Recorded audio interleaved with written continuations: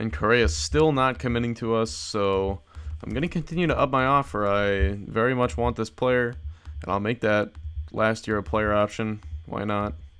Gives him a little bit more leverage long term, but it's okay. Some names being snatched up here. Betts resigns with the Red Sox. Moncada goes to the Yankees. Look at Betts' batting average the last few years. But the power has not really been there. Only 10. Well, he only played 56 games, I guess.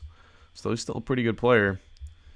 And he resigned for very cheap. I probably should have looked at him. I don't really know what I was thinking.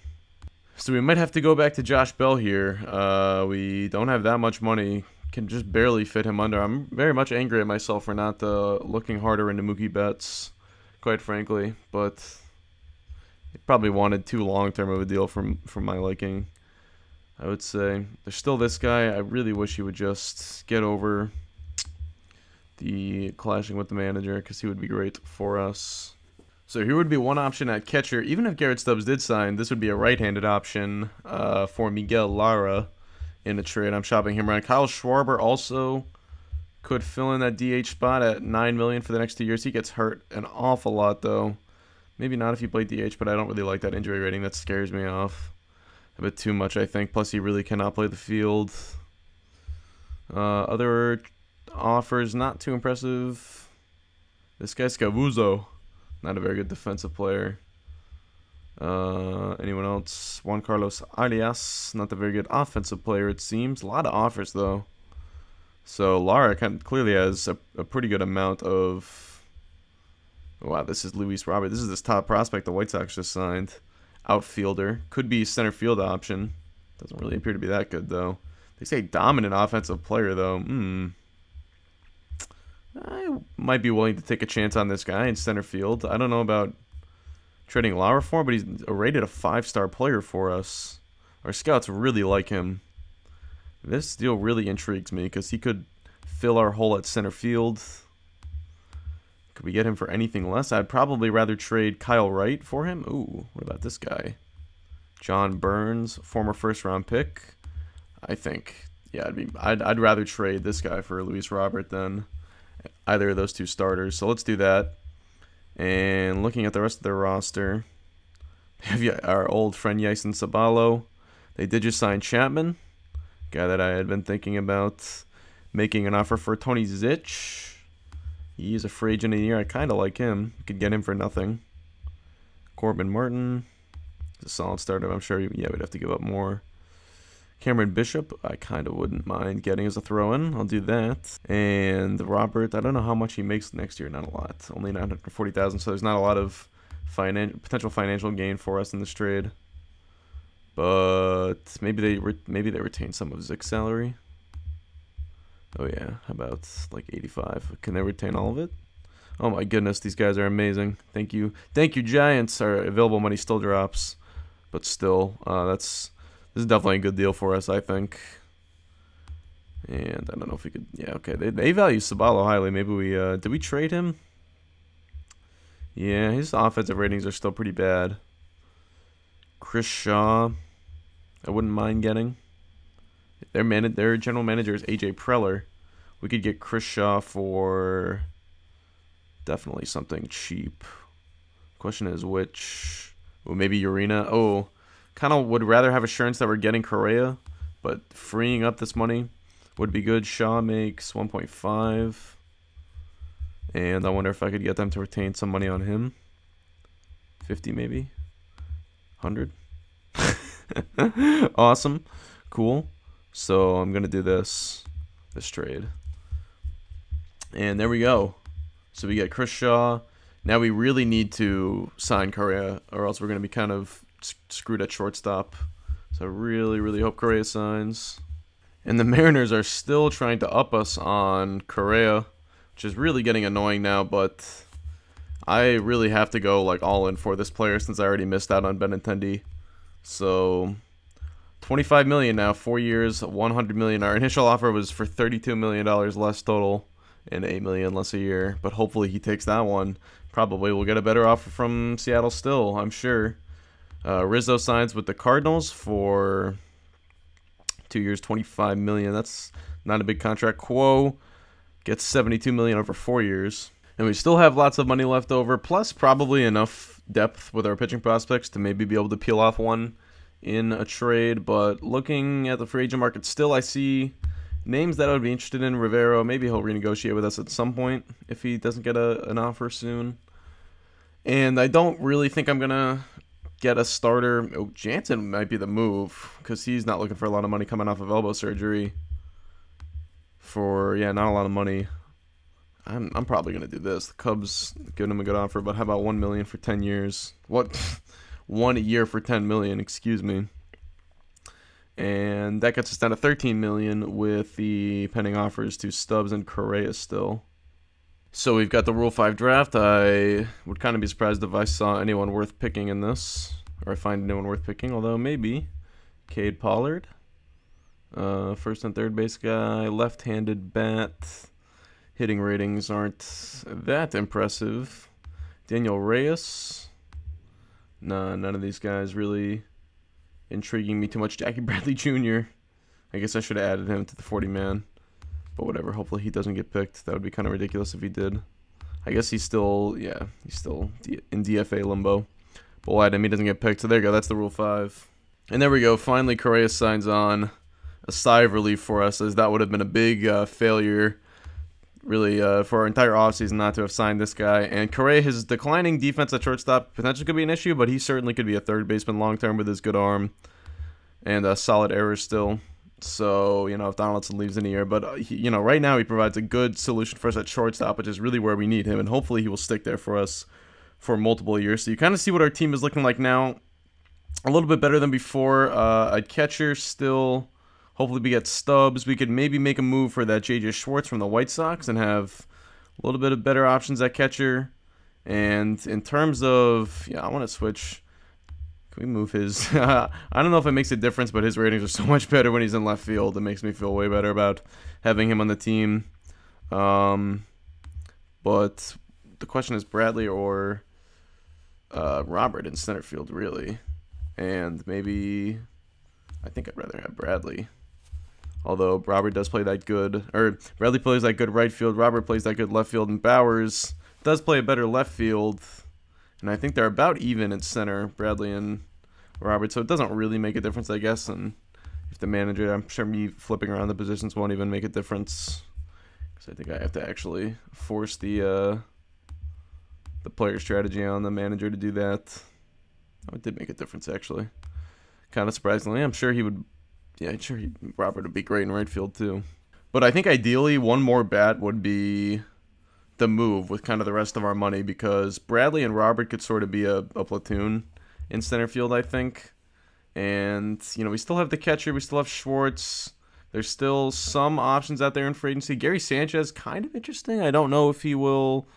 If his demand will continue to drop. But we have $13 million left.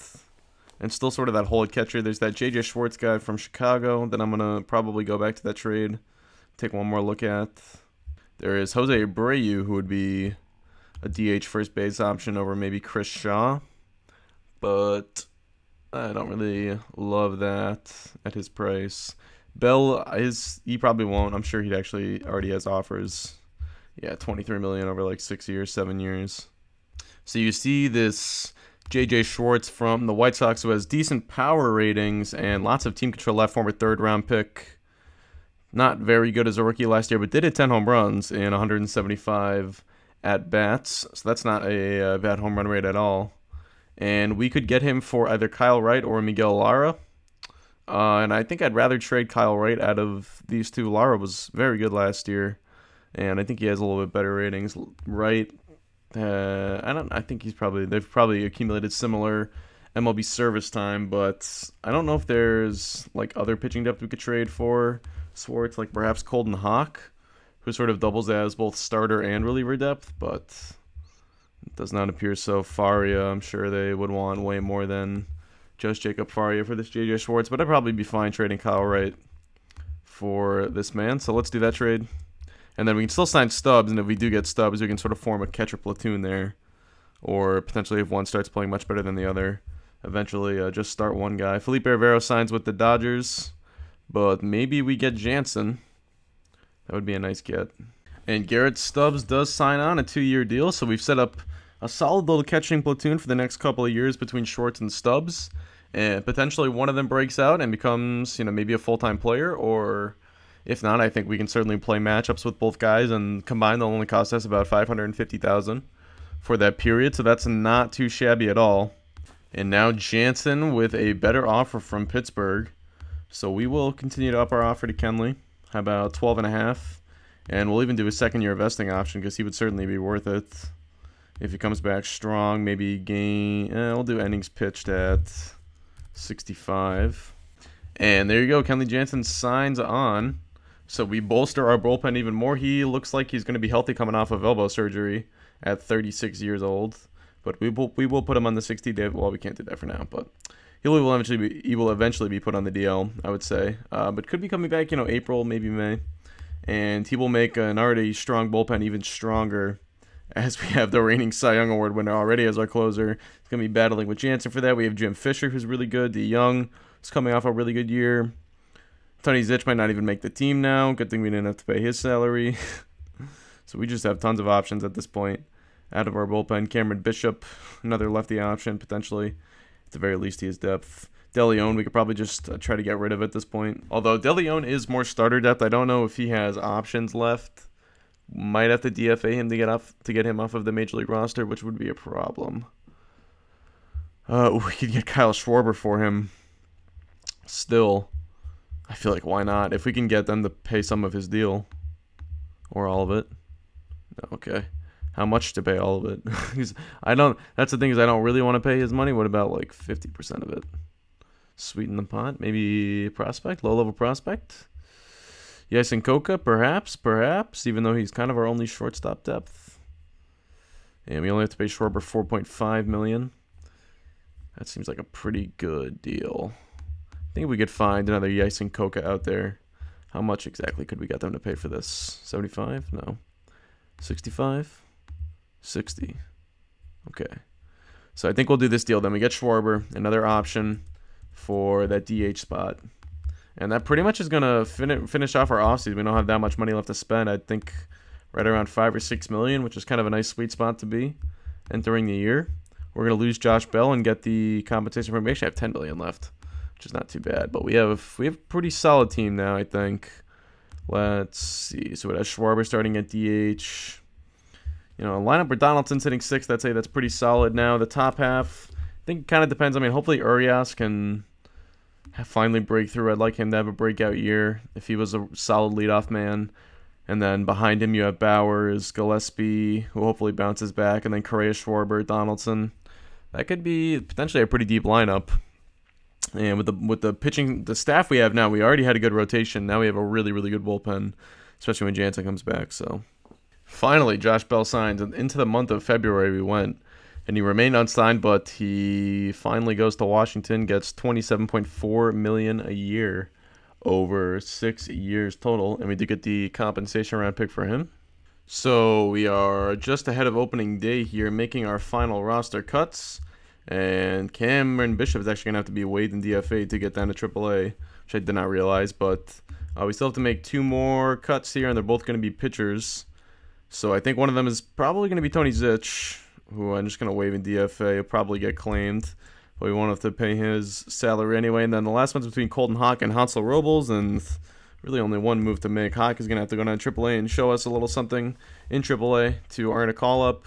So looking at the roster, we're a little bit thin at, like backup infield. Maybe backup outfield. Ramiro Rodriguez is solid. Only one injury during spring training. It was Jake Bowers, who is out for a couple days longer with that strained oblique. We actually got Kenley Jansen back before opening day, which is great. It actually has Jim Fisher closing somehow in a bullpen with Kenley Jansen and Jeurys Familia. Can't really explain that one to me, but alrighty.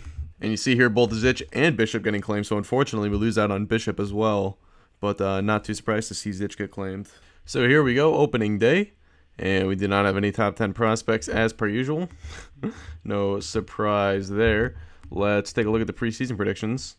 Only 86 wins, seriously. Okay, that's a little surprising. I thought we would be projected to win more than that, quite frankly, and New York projected to win the division. They've got pretty loaded roster. Grant Burton, Blake Rutherford, Machado and Moncada, Gleyber Torres, Greg Bird. The rotation, Justice Sheffield, Hunter Wood. Nice. Rotation's not very good. In fact, downright bad, I would say. But their bullpen's good. Redder, Betances, and Bedrosian. So pretty good roster other than that starting rotation. Their lineup is really, really good. And they signed Austin Hedges too. Yeah, they have lots of good position players. I can see why they're projected to win a lot of games. But surprised that we're only projected to win 86. Let's take a look at the waiver wire and just maybe see about getting a different backup infielder. This guy, Francisco Thomas, I would take him for sure over Brandon Lowe. Miguel Amaya, another catcher. I don't really need him. All right, so hopefully we claim him. But all right, that is going to do it. So thank you guys for watching. Hope you did enjoy the offseason. As always, let me know what you thought of the moves I did make. I feel pretty good. I think we had a good offseason. I like the roster. I think we have a nice, well-rounded roster now. Hopefully these, there's a couple make-or-break sort of spots on the team, like Urias, Robert, I think some of it depends on Donaldson having a good year, Gillespie short. So, some sort of question marks, but I think overall we have a solid team, and hopefully if things don't go well offensively, we can just sort of ride our rotation and our bullpen.